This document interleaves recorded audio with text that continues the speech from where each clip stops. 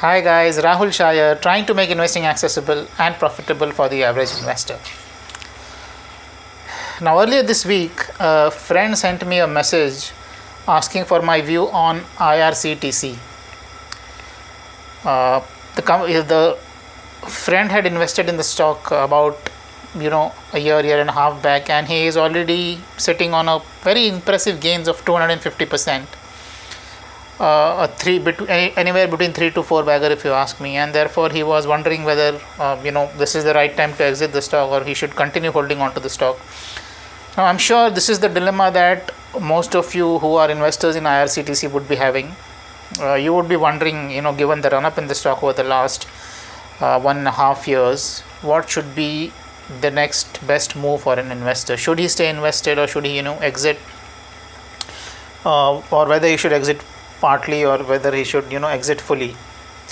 So of course I had heard about the company. It's a very popular company, and I had also heard that it's a monopoly in the segment that it operates, but I wanted to understand the company in more detail. So after I received the message from my friend, I spent the next couple of hours trying to understand the company better, and I was pretty impressed, if you ask me. The company is has been given the mandate by the Indian Railways to book online tickets, to book digital tickets, and it's the monopoly. It's the only company that has been given this mandate by the Indian Railways, and it's a fantastic business model, if you ask me. Now, before the pandemic hit the country, I read that on an average, more than 8 lakh tickets were booked per day on the company's website, and this number is only going to go up as the economy opens up after the pandemic, and people start traveling more, and there are more trains that run between different stations. So there's definitely a lot of potential here. Another source of revenue for the company was it is the only provider of packaged drinking water for the Indian Railways across all the stations in the country. Plus, it has also been given the mandate of handling the catering of food and related things, again by the Indian Railways. So it's the sole caterer for all the railways running in the country. It's the sole provider of packaged drinking water, and it's the sole online ticketing agent for the Indian Railways, where it books digital tickets. So all these business areas has very good growth potential going forward. And apart from that, there's also a strong possibility that the company would be given the mandate to run a lot of private trains, or trains started by the Indian Railways. It will just have to pay a small fee to the Indian Railways for running passenger trains. And I think as a pilot project, it has already been given 3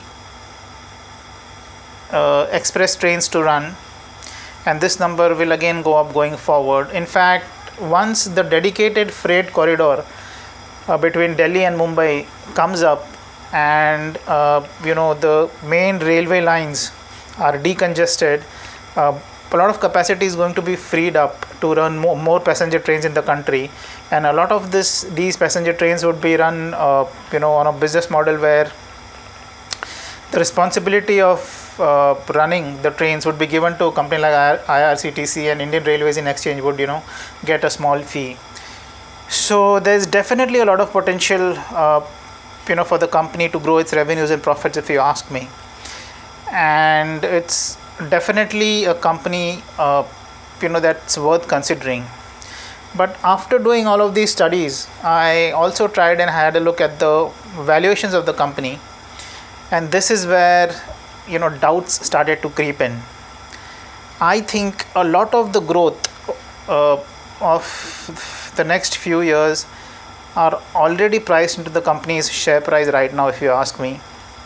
The company is trading at a trailing price to earnings multiple of more than 200 times. Now, some of you would argue that the base here is lower. The earnings that have been considered to arrive at the price to earnings ratio of the company is not the right earnings base that you should consider. So what I've done is, even if you consider the the average earnings that the company has earned over the last 3-4 years, I think in one of the years it has earned a profit of 500 crores, other years it has earned a profit of 300 crores. So even if you take an average earnings power of 400 crore rupees, the price to earnings multiple on that 400 crore rupee profit base is a whopping 150 times. And it's still very expensive if you ask me. Now the reason I say so is because just imagine that you are investing, or you're making a fixed deposit investment of rupees 1 crore in a bank, and what you're getting in return is only 67,000 rupees. That's peanuts, right? I mean, on a fixed deposit of rupees 1 crore, you're getting a yearly return of 0.67% or 67,000 rupees. Now that's the price to earnings multiple that IRCTC is currently trading at. Someone who is investing in the company right now would get an interest equivalent to 0.67% of fixed deposits, and that's very, very low. Of course, a lot of you would say that this interest of 0.67% or this 67,000 rupees on 1 crore investment, this is going to increase going forward because the company has such great growth potential. This 67,000 rupees may even go up to 6,07,000 rupees 5-6 years from now. Even if you assume very aggressive growth of 10 times over the next 5 years, even if you assume that this 67,000 rupees becomes 6,70,000 rupees, even then the interest works out to be just 6.7% on that investment. That's like as good as a fixed deposit if you ask me. So even if you're assuming that the company's profits are to grow by 10 times going forward, the interest or the yield that you're going to earn based on today's stock price is going to be 6.7%. This will give you an idea of the kind of expectations that are built into the company's stock price. I think it's very, very expensive at the current levels, and although the company is very strong, it has great profit potential, but to pay such a high price for it, it's a little risky if you ask me. The risk reward ratio of investing in the stock at the current price is not in the favor of investor. Now, so if 150 price to earnings multiple is not an ideal price to earnings multiple that you should give to the stock, what is the PE that you should give to the stock? This question is very tricky because, to be honest, no one knows the right answer. What you can do at best is have a maximum upper limit of the price to earnings multiple that you will pay for any stock. Forget IRCTC. You should have an upper limit, price to earnings multiple upper limit that you're willing to pay to any stock irrespective of the quality and the growth prospects of the company. Once the PE ratio of any company that you like crosses this threshold, you will not consider investing in the company. This is how legendary investors have also acted, if you ask me. If you look at all the acquisition look at the record of all the acquisitions made by Warren Buffett, you'd realize that he's hardly ever paid more than 25-30 times price to earnings multiple for any company, no matter how good the prospects. Peter Lynch, another great investor, he has often said that you should not pay a price to earnings multiple of more than 25 times for any company because of course, he is famous for equating the price to earnings multiple with the growth rate. So he said that if the company is growing at 25 earnings growth, you should pay a price to earnings multiple of 25 times. If it's growing at 20 times, you should pay the price to earnings multiple of 20 times. So according to him, the price to earnings multiple that you pay for a company is the growth rate that you expect over the next few years. So he was of the opinion that paying more than 25 times price to earnings multiple for any company is a high risk proposition because very few companies are able to sustain that kind of growth rate for many years into the future. So even he had an upper limit of 25 to 30 times for a company. Benjamin Graham, another great investor, another great value investing guy, he was also of the view that you should not pay more than 25 times for any company when it comes to the price to earnings ratio. So for him also an upper limit was 25 times. Now later on he devised a formula where you have to plug the growth rate that you expect from a company over the next 7 to 10 years. If you plug the growth rate into that formula and arrive at solve the equation, the number that you get, multiply that by EPS, and that is the price to earnings multiple that you should pay for a company. So that formula is, I think, you can look it up on the internet.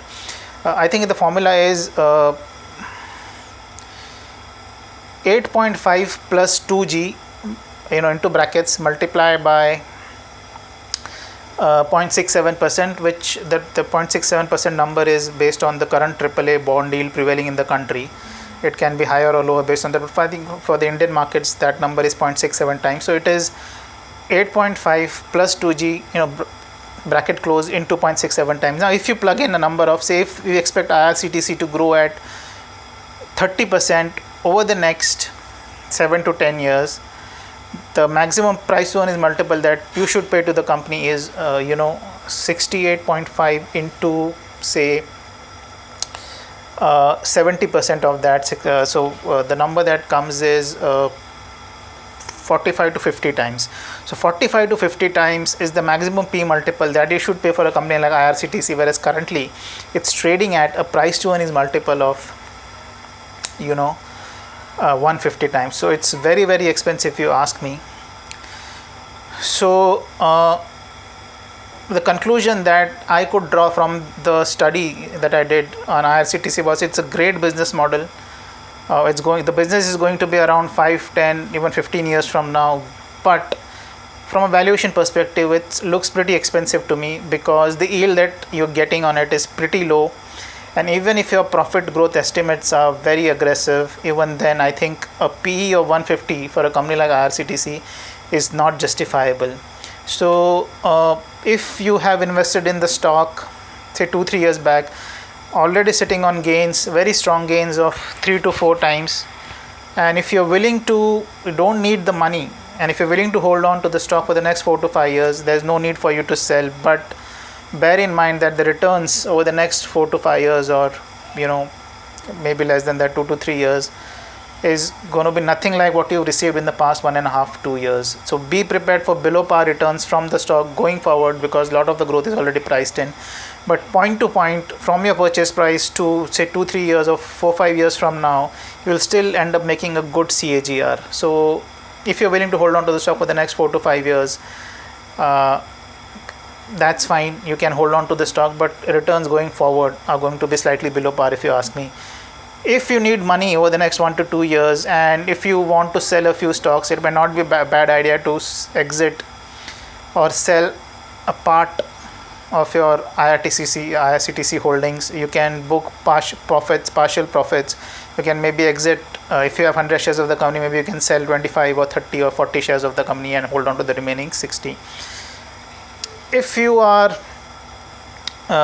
someone who's not bought the company before, looking to buy it now, again, a partial buy is what I would recommend. If you want to invest 1 lakh in the company, maybe you can invest 25-30,000 right now, and then wait for the valuations to get more reasonable, and then invest the remaining 75%. So net, the company is good, but the valuations are very expensive if you ask me, and therefore the risk reward ratio of investing in the stock at the current valuations, I believe, is not in favor of the investor from a 2 to 3 or 3 to 4 year perspective.